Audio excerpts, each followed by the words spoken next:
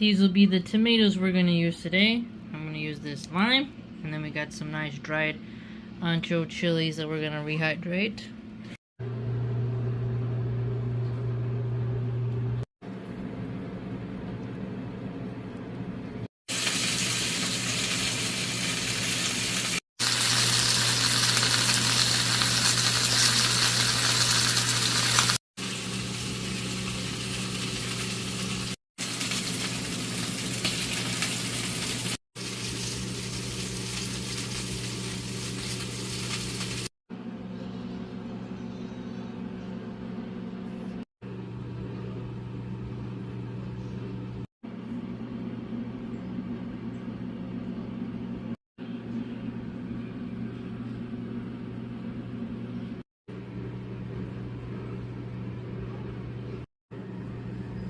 All blend it up.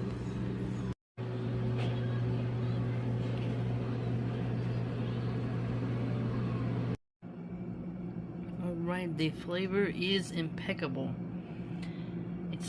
The sun is down, that it's finally finished, so I had to turn on the overhead lamp. The color is bright, the flavor is on point, the chicken and potatoes turn out well, everything's nice and tender, mashallah. Very good, hits the spot.